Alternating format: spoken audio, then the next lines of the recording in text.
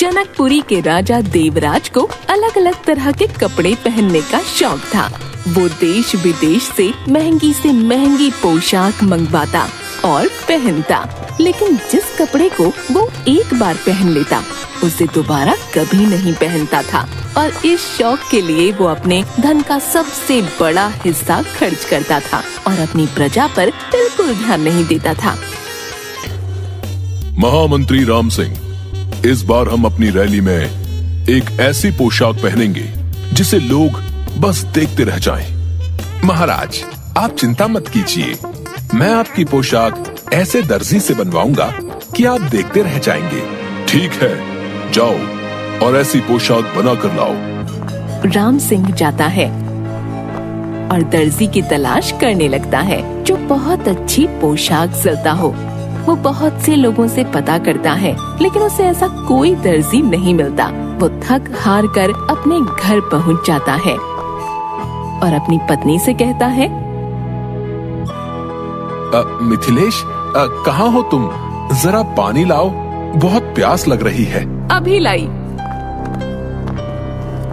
क्या हुआ जी, आप इतने परेशान क्यों हो? क्या बताऊं, बस पूछो मत। अरे कुछ तो बताओ, शायद मैं तुम्हारी परेशानी का हल निकाल दूं। क्या बताऊं मिथिलेश, मैंने राजा को कह तो दिया कि उनके लिए ऐसी पोशाक बनवाऊंगा जो बेहतरीन हो, लेकिन अब तक मुझे यहाँ तो कोई ऐसा दर्जी मिल ही नहीं रहा जो राजा की बेहतरीन पोशाक सिल दे। तो इसमें परेशान होने जैसी क्या बात है? शायद तुम्हें पता नहीं, अगर राजा को पोशाक पसंद नहीं आई तो न जाने वो हमारे साथ क्या करेंगे। अरे मैं ऐसा इसलिए कह रही हूँ कि मैं एक ऐसे दर्जी को जानती हूँ जो बहुत अच्छी पोशाक सिलता है। उसका नाम राजकुमार है। कहाँ है वो दर्जी? मेरे मायके में है। कल वैसे भी आप मुझे छोड़ने मेरे मायके जा रहे हैं, आप वहीं उस दर्जी से मिल लेना। हाँ, तुम सही कह रही हो। चलो फिर तैयारी कर लो, हम कल सुबह ही चलेंगे। राम सिंह अगले दिन मिथिलेश के साथ उसके मायके जाता है। चलो घर तो पहुंच गए। घर तो पहुंच गए, अब जल्दी से मुझे उस दर्जी से मिलवा दो। हाँ हाँ चलो ना। मिथिलेश राम सिंह के साथ उस दर्जी की दुकान पर जाती है।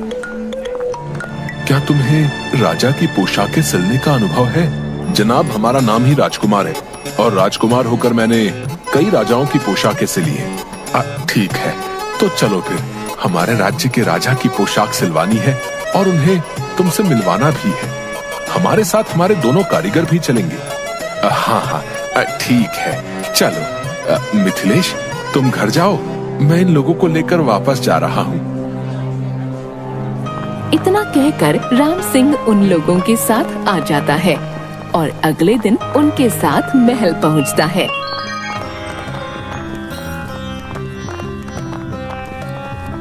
महाराज, ये है राजकुमार।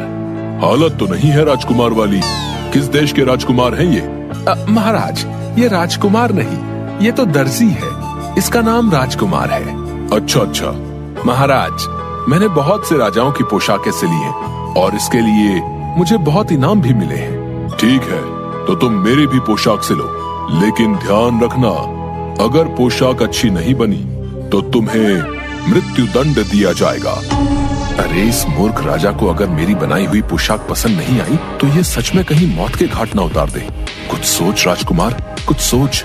देवराज की ये बात सुनकर राजकुमार थोड़ा परेशान हो गया, लेकिन बुद्धि का इस्तेमाल करते हुए उसने कहा, महाराज, मैं आपके लिए ऐसी पोशाक तैयार करूंगा जिसे अन्यायी, बेईमान और मूर्ख व्यक्ति नहीं देख पाएगा, और ऐसा कपड़ा पूरी दुनिया में किसी भी राजकुमार के पास नहीं है। राजकुमार की बात सुनकर राजा उतावला हो गया। जल्दी बताओ, फिर ये पोशाक कितने दिन में तैयार हो जाएगी? जल्दी बताओ। महाराज, 1 से 1.5 महीना तो लग ही जाएगा। ठीक है, मैं तुम्हें 1 से 1.5 महीना देता हूँ, लेकिन उसका मूल्य क्या देना होगा? महाराज, 500 स्वर्ण मुद्राएं दे दीजिए। मैं तुम्हें 1000 स्वर्ण मुद्राएं देता हूँ। बस जल्दी से पोशाक बनाओ। उसी समय राजा ने उसे पैसे और कपड़े दे दिए और राजकुमार और उसके साथियों के रहने की भी व्यवस्था कर दी, जहां वो लोग आराम से रहकर काम कर सकें।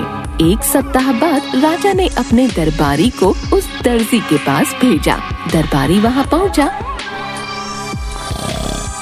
तो देखा सब बड़े आराम से सो रहे हैं।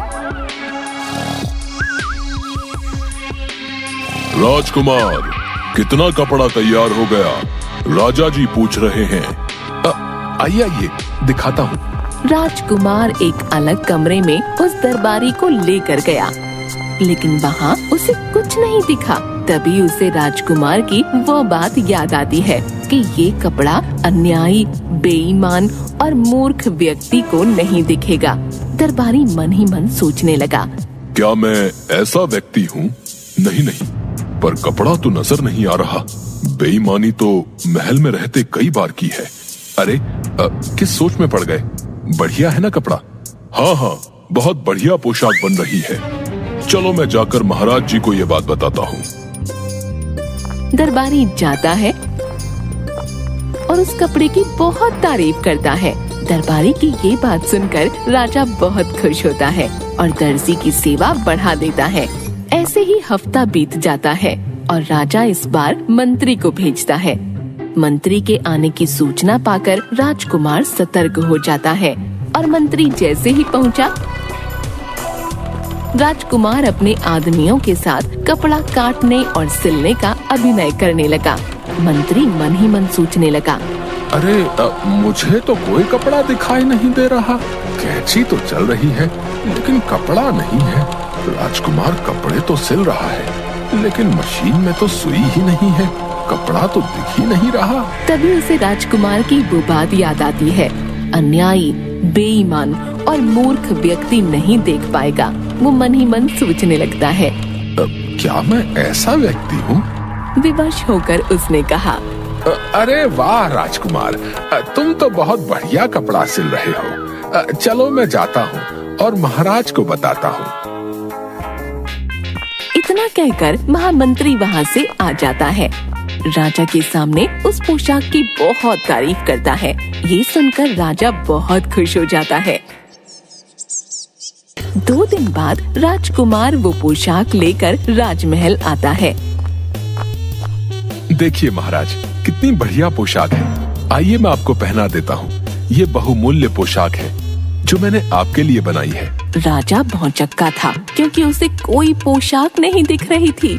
उसने सोचा, क्या मैं बेईमान और अन्यायी हूँ? राजा ने अपनी बेइज्जती होने के डर से पूरे राज्य में उसका नाम मजाक बन पाए। इस डर से राजा ने भी उस दर्जी की बहुत तारीफ की।